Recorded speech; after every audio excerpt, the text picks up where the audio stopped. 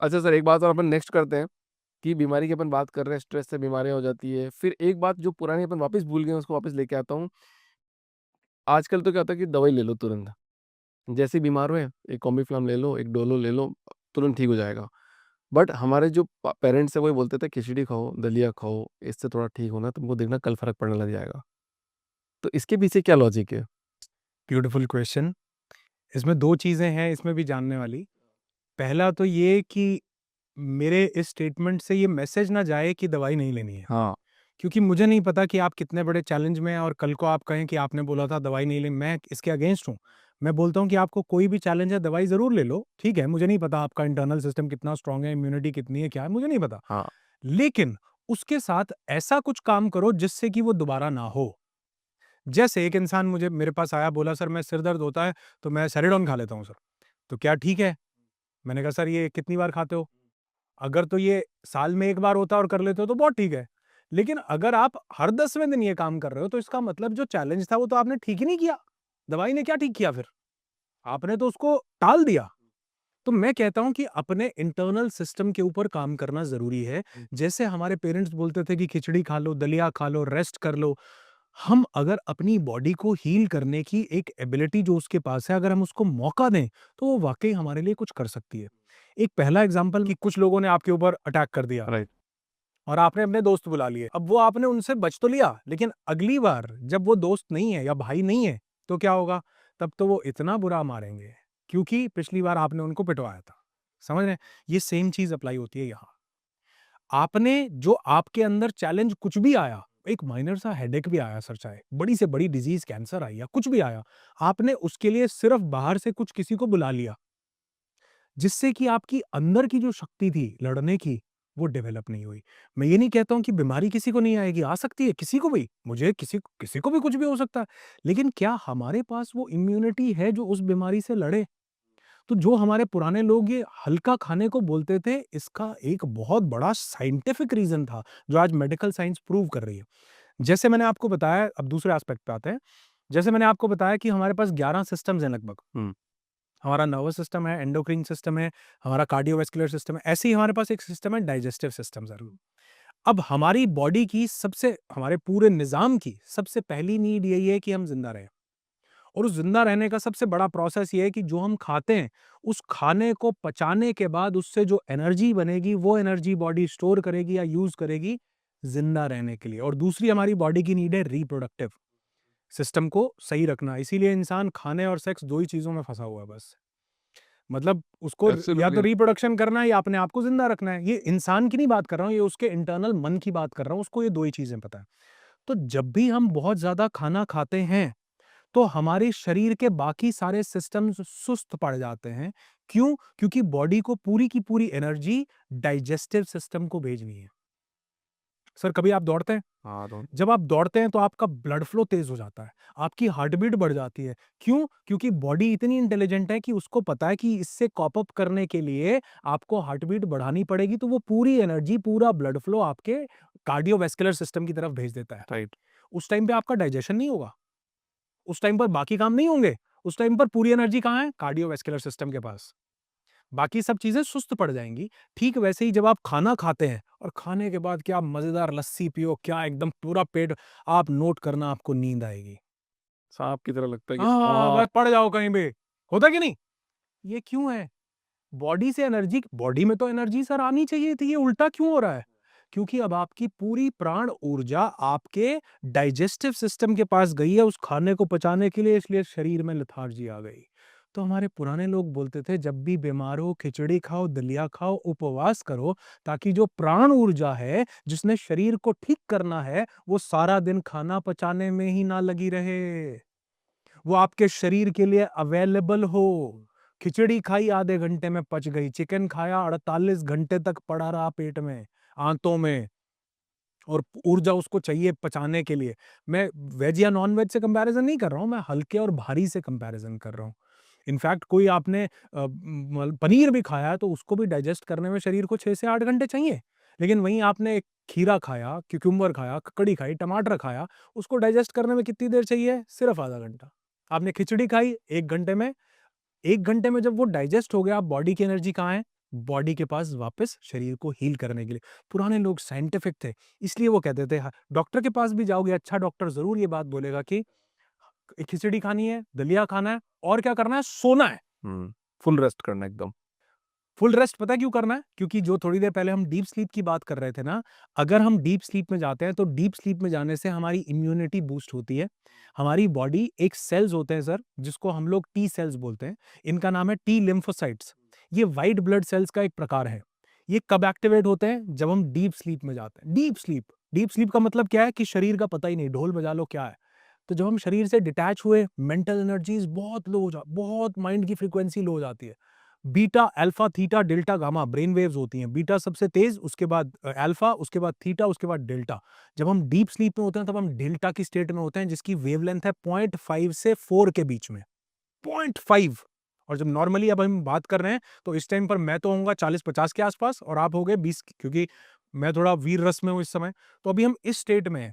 तो सोचो, हमारी बॉडी को ह्यूमन ग्रोथ हार्मोन रिलीज करने के लिए, टी सेल्स का प्रोडक्शन बढ़ाने के लिए डीप स्लीप में जाना जरूरी है, डेल्टा में जाना ज़रूरी है।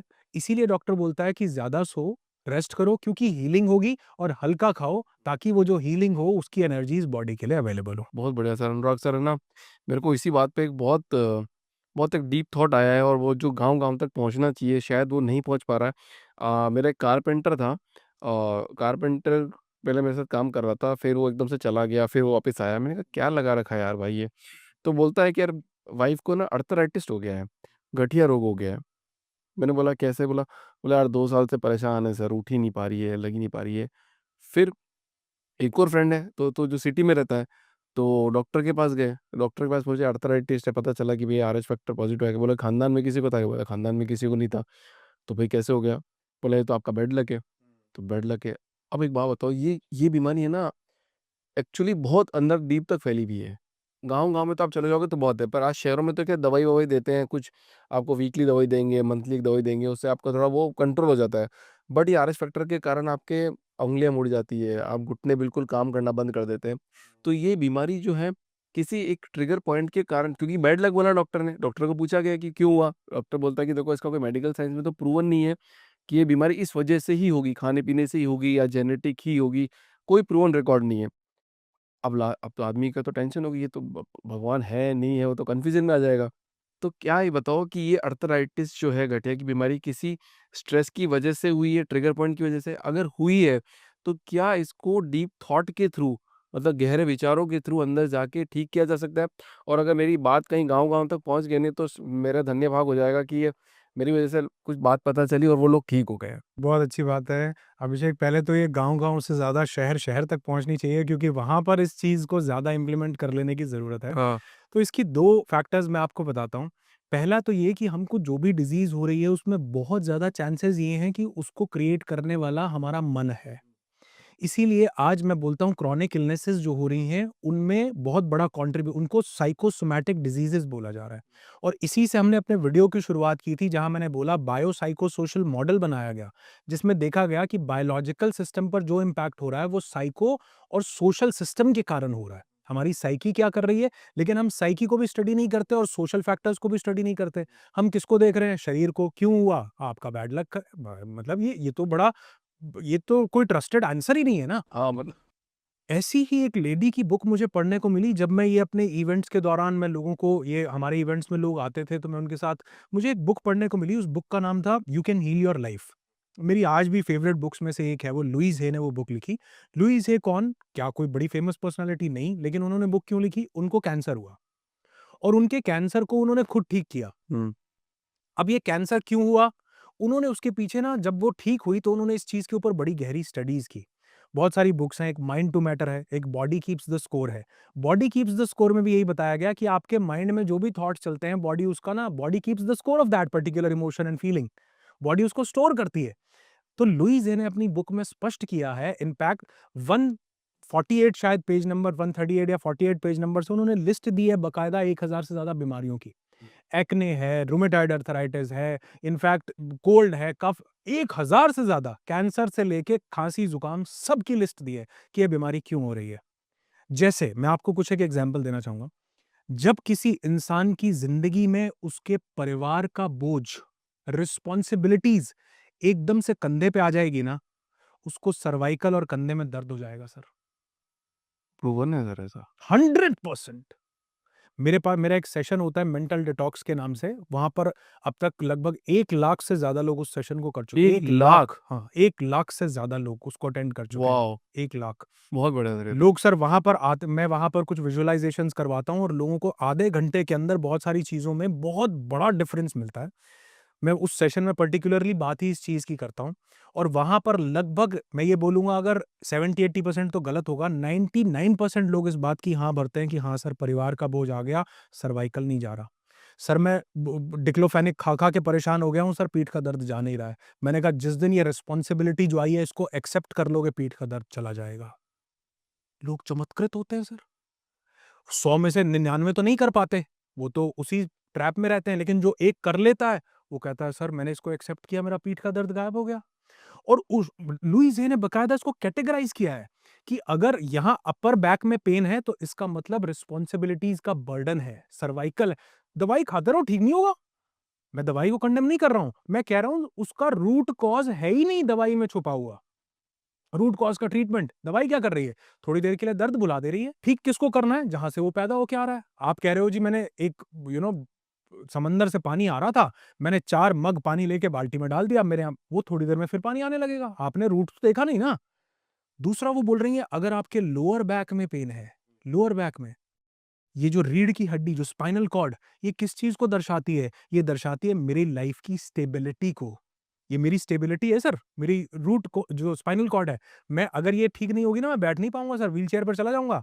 और लोगों की लाइफ में 90% लोगों की लाइफ में स्टेबिलिटी एक चीज से आती है, पैसे से। हुँ। तो जिसकी लाइफ में पैसे की कमी है और वो फाइनेंशियल अबंडेंस को फील नहीं कर रहा, लैक ऑफ मनी है, उसकी लोअर बैक में पेन है सर। उसको सियाटिक नर्व पेन भी हो सकता है? साइटिका नर्व पेन अलग है। अच्छा अलग है। सियाटिक नर्व पेन जो है वो हिप से शुरू होती है, वो यहाँ टेल, इससे हमारी रीढ़ की हड्डी से शुरू नहीं होती है, वो हमारी हिप बोन से शुरू। स्लिप डिस्क बोलते हैं उसको? स्लिप डिस्क बोलते हैं, जो हमारी रीढ़ की हड्डी के नीचे का लोअर पोर्शन है, वहां पर होती है। लेकिन सियाटिक पेन अलग है, वो यहाँ से ट्रेवल करके हमारे पैर के नीचे, बिल्कुल नर्व जो है हमारी L1 L4 L3, वो ट्रेवल करके हमारे पाँव के नीचे तक जाती तो है। जिसको बैक पेन है, तो उसका ये निकलता नतीजा कि भैया कि उसको फाइनेंशियल वाला प्रॉब्लम है। 100%। आप वीडियो पे नीचे कमेंट्स पढ़ना, जिसको बैक पेन है उसके लोअर बैक में पेन होगा, सॉरी फाइनेंशियल क्राइसिस है उसको लोअर बैक में पेन होगा। और जिसके पास फैमिली की रिस्पॉन्सिबिलिटीज हैं, वो उनको कॉप अप नहीं कर पा रहा, मैनेज नहीं कर पा रहा, उसकी अपर बैक में और सर्वाइकल होगा। 100%। और लुईस ये वहां पर लिखती हैं उस बुक में आगे चलते चलते कि जिस इंसान की आत्मा तक रोई है उसको कैंसर डेवलप होता है। आत्मा रोई है। हाँ, ये सुना तो बहुत है कि मतलब सुना आपको नहीं सर, दर्द होता है मैं बहुत। प्रैक्टिस कर रहा हूँ इसको कितने सालों से, लोगों के साथ मेरे पास लोग आते हैं इवेंट्स में, नो दाय सेल्फ में तो आते हैं, तो मैं देखता हूँ, मैं पूछता हूँ कि 4 सवाल होते हैं सर मेरे। क्या इस बीमारी से बाहर निकलना चाहते हो? 100 साल हेल्दी जिंदगी जीना चाहते हो? हाँ सर। क्या पास्ट की कोई पेनफुल मेमोरी रखी हुई है? हाँ सर। क्या मुझे बताओगे? हाँ सर। काम हो जाता है। काम खत्म। मुझे बताओ क्या मेमोरी है, क्या इमोशन है, उससे कॉरेस्पॉन्डेंस चाहिए। तो हम आते हैं अब रूमेटाइड अर्थराइटिस पे। ये कहाँ हो रहा है? घुटनों में हो रहा है, हमारे पास जोड़ों में हो रहा है। ये किस चीज को दर्शाते हैं? हमारे जोड़, हमारे घुटने, हमारे जितने भी जॉइंट्स हैं, ये लाइफ की फ्लेक्सिबिलिटी को दर्शाते हैं।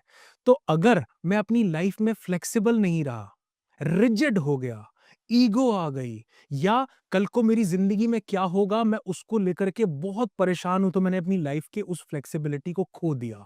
मैं रिजिड हूं, नहीं ये तो ये, कई लोग होते हैं ना अड़े होते हैं, बिल्कुल नहीं मैं तो यही ऐसे ही करूं, मेरे मेरे तो घर में ऐसा ही होता है, ऐसा ही होता आएगा। आप देखोगे उनके पास घुटनों का दर्द, जोड़ों का दर्द, रूमेटाइड अर्थराइटिस, ऑस्टियोपोरोसिस, ये सब चीजें आपको मिलेंगी। और आप कितनी दवाई कर लो, लेकिन आप उनके अंदर से वो रिजिडनेस हटाओ, लाइफ में जो कल को होने वाला है उस पे आप ट्रस्ट नहीं कर रहे हो, पता नहीं क्या होगा, फियर है, वो सीधा घुटनों पे अटैक करता है सर, सीधा। क्योंकि ये क्या दे रहे हैं? मोबिलिटी। ये क्या दे रहे हैं? मूवमेंट। और अगर कल को फ्यूचर की मूवमेंट ही नहीं है मेरे पास, सारा इंपैक्ट यहाँ है। आप फ्यूचर को एक्सेप्ट करना शुरू कर दो। लुईस हे की ब्यूटीफुल बुक, उसमें उसके एफर्मेशंस भी दिए हुए हैं हर एक डिजीज के, कि आपको फील क्या करना है। और यही चीजें प्रैक्टिकली मैं लोगों को करवा रहा हूँ, बस ऑफलाइन इवेंट्स में बुला के, कि आपको ये फील करना है। क्योंकि जब आपने वो फील किया, इमोशंस रिलीज किए, फीलिंग्स रिलीज की, सर्टेन केमिकल्स बॉडी में रिलीज होने लग जाते हैं। दुनिया की कोई ताकत आपके यहाँ से लिगामेंट्स नहीं बना सकती। जो घुटनों में जो हम ग्रीस, देसी भाषा में वो ग्रीस खत्म हो गई, यहाँ लिगामेंट्स होते हैं, उसके अंदर होते हैं कार्टिलेज। लिगामेंट्स में कार्टिलेज और लिगामेंट्स यहाँ पर होते हैं। वो सिर्फ और सिर्फ बन जाते हैं अगर आपने अपने इमोशंस को ठीक कर लिया तो। आपकी बॉडी उसको, body is so beautifully intelligent. जिस उस डिवाइन सुप्रीम बीइंग ने सूरज को 1 डिग्री से 1 डिग्री उधर इधर नहीं रखा, तो सोचो इसमें भी उसने पूरी इंटेलिजेंस दे करके भेजा है, बस हमने उसको यूज करने का मैनुअल कहीं खो दिया।